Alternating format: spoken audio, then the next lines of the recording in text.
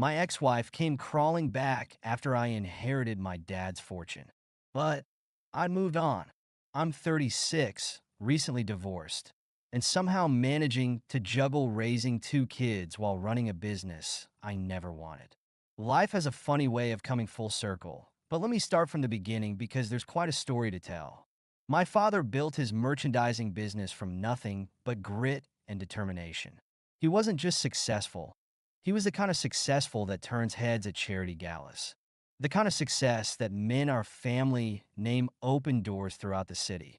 The kind that lets you send your kid to any college they want, drive luxury cars, and still have enough left over to donate buildings to the local hospital. But like many self-made men, he had dreams of passing his legacy onto his only son. That's me.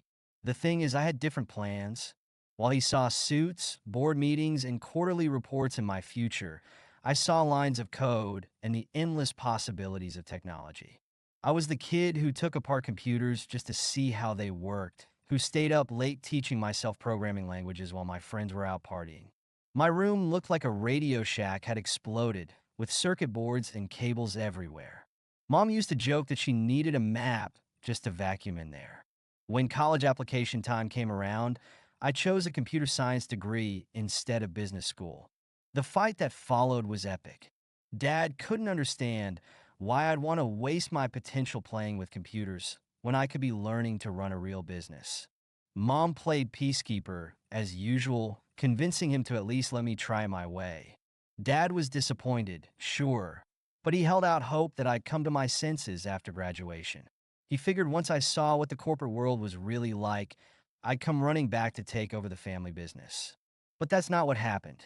Instead, I landed a job at a major tech company and thrived. By 29, I had my own house in a nice neighborhood, a new car in the driveway, and a career that made me excited to get up every morning. I didn't need his money. I was building my own life, my own way. That's when things really went south.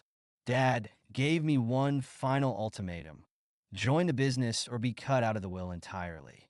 The argument that followed shook the house.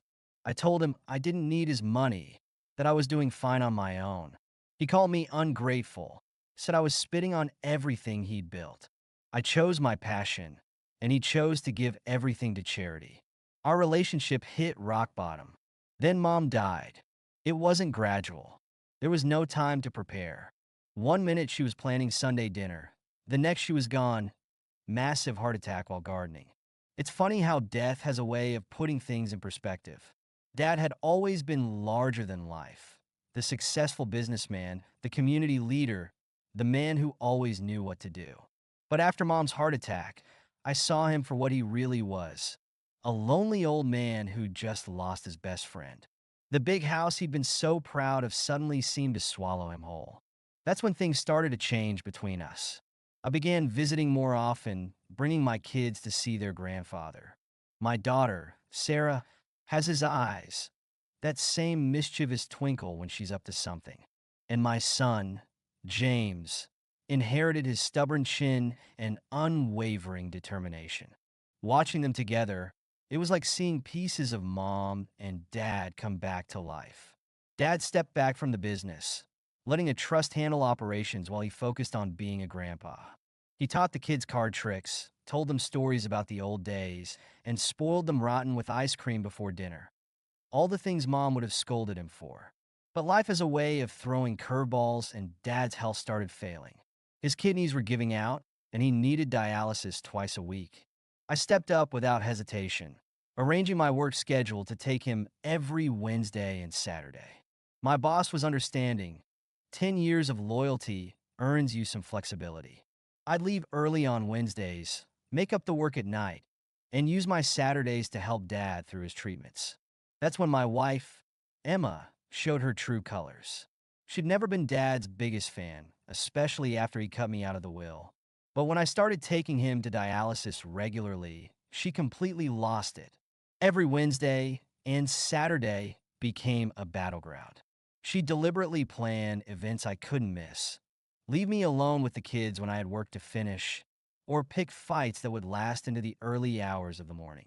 "Why are you wasting time on him?" she'd demand, hands on her hips. that familiar look of contempt crossing her face. He cut you off. He doesn't care about you. He's just manipulating you again. But that's not how family works. You don't abandon your father just because he's not leaving you any money. You don't walk away when someone needs you just because there's nothing in it for you. I yelled back. Those twice-weekly drives to dialysis became precious time together. We talked about everything and nothing. His childhood, my work, mom's terrible cooking that we both pretended to love. Sometimes we just sat in comfortable silence, two stubborn men finally learning to understand each other. I tried explaining this to Emma, but she couldn't or wouldn't understand. Her own family treated relationships like business transactions, always keeping score of who owed what to whom. Maybe that's why she couldn't comprehend doing something simply because it was right. The final straw came when Dad's condition worsened. He could barely walk anymore, needing support just to get from his bed to the car. I started taking more time with him, making sure he was comfortable, driving slower to avoid jarring his fragile body. This meant I was getting home later, and Emma's patience ran out. "Choose," she said one night, standing in our bedroom doorway with her arms crossed. "Him or me?" My response was immediate. Him. The look of shock on her face would have been comical if it wasn't so sad. She honestly thought I'd choose her manipulative behavior over my dying father. She packed her bags that night, slamming drawers and muttering under her breath about how I'd regret this. A few days later, divorce papers arrived. To my surprise and relief, she didn't want custody of the kids. Her mother later told me Emma was too young to be tied down with children. Some mother, right? The woman who'd cried through both pregnancies about how blessed she was to have children was now abandoning them without a second thought. That's when I made the best decision of my life. I moved the kids and myself into Dad's house. He had a full-time caregiver who was happy to help with the children and watching him play with his grandkids. I hadn't seen him that happy since before Mom died. It was like everything had fallen into place. The kids thrived in the big old house. Sarah claimed Mom's old sewing room as her art studio, covering the walls with drawings of our family, always including Dad in his favorite armchair. James took over the garden, determined to finish planting those roses that Mom never got to. My dad supervised from his wheelchair, offering advice and stories about Mom's green thumb. Then, last week, Dad passed away in his sleep. The doctor said he went peacefully, content after spending the evening playing cards with his grandchildren. It hurt, God, but knowing his final months were filled with joy made it easier to bear.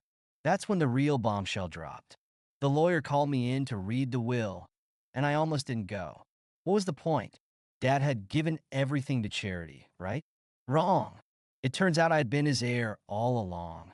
He never changed the will, never cut me off. It had all been a bluff, his last attempt to get me to join the family business. The lawyer told me Dad was actually proud of me for sticking to my guns, for choosing passion over money. He respected that I built my own success instead of riding his coattails. "Your father told me it was the moment he knew you'd be all right," the lawyer said.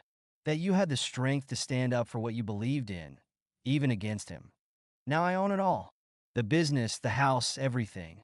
And guess who showed up at my door as soon as the news got out? Emma. She came crying about how much she missed the kids, how we should reconcile for their sake. When I refused, the tears dried up pretty quick. Now she's threatening to sue for half of everything, claiming she deserves a share of Dad's wealth. But her chances were slim. We divorced before the inheritance, and she gave up custody of the kids. The irony wasn't lost on me. The woman who criticized my father's manipulation was now trying to manipulate her way into his fortune. But I learned from the best about standing my ground and fighting for what matters. Dad taught me that even when I thought he was pushing me away. After that, I ran Dad's company. Turns out business isn't so bad when you can bring a tech perspective to it.